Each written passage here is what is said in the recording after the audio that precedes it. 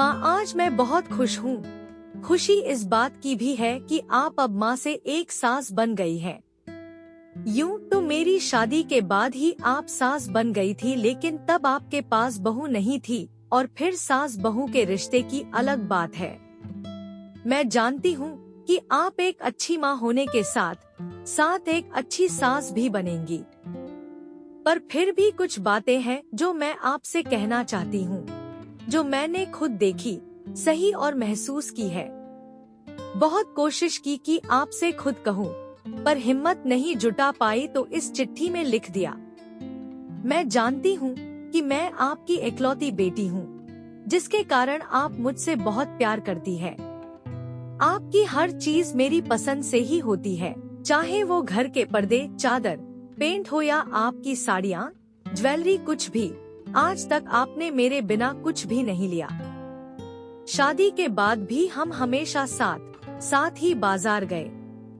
लेकिन अब मैं चाहती हूँ कि आप ये मौका भाभी को दे, उनकी पसंद न पसंद का मान एवं सम्मान रखे।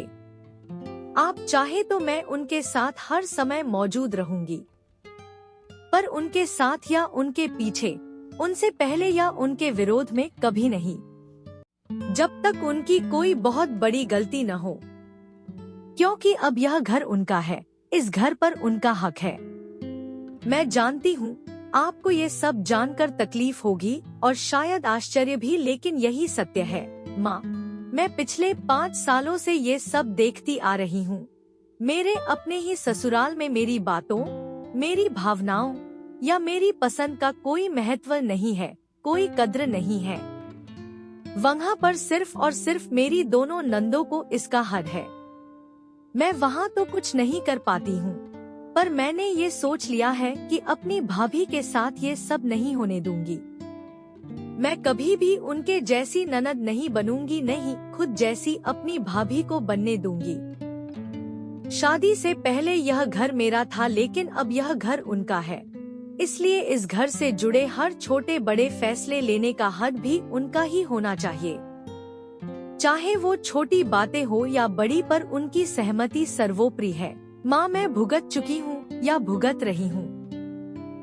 आप जानती है माँ, मैं जब अपने ही कमरे में कुछ बदलाव करती हूँ तो दीदी, मेरी ननद, मुझसे कैसे बात करती है, या घर में मैं कोई भी नई चीज ले आऊं तो उसके लिए मुझे कैसे सुनाया जाता है। हमारे यहाँ ये सब नहीं चलता, आपके मायके में होगा।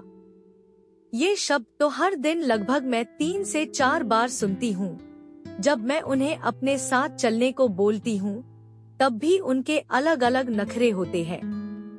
साथ न ले जाने के कई बहाने होते हैं उनके पास।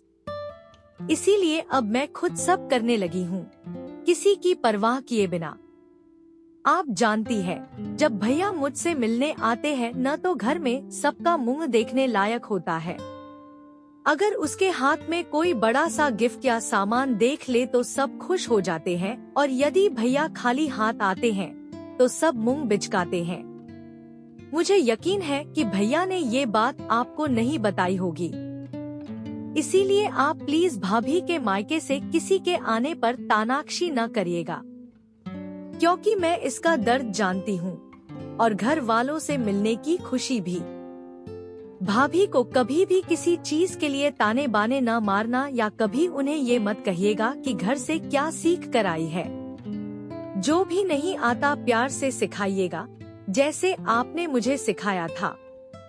भाभी को अपनी ही बेटी समझना, बस यही कहना था आपसे कि माँ, अब मैं पराई होना चाहती हूँ। आपकी नेहा। चिट्ठी पढ़ते पढ़ते सुजाता की आंखें भर आई, गला रुंध गया, मुंह से एक शब्द नहीं निकल रहा था। उनकी छोटी सी नेहा आज इतनी बड़ी हो गई कि अपनी माँ को ही उसने इतनी सारी सीख दे डाली, और खुद सालों से क्या क्या सहन कर रही है, इसकी भनक भी कभी नहीं लगने दी। त्याग की सूरत है बेटी, ममता की मूरत है बेटी, संस्कारों की जान है बेटी, हर घर की तो शान है बेटी, खुशियों का संसार है बेटी, प्रेम का आधार है बेटी, शीतल सी एक हवा है बेटी, सब रोगों की दवा है बेटी। ममता का सम्मान है बेटी, माता पिता का मान है बेटी। आंगन की तुलसी है बेटी, पूजा की कलसी है बेटी। सृष्टि है, शक्ति है बेटी, दृष्टि है, भक्ति है बेटी। श्रद्धा है, विश्वास है बेटी, जीवन की एक आस है बेटी। बिटिया दिवस की बहुत शुभकामनाएं। दोस्तों, आपको यह कहानी कैसी लगी? अगर पसंद आई हो या नहीं, कृपया कमेंट करना ना भूलें।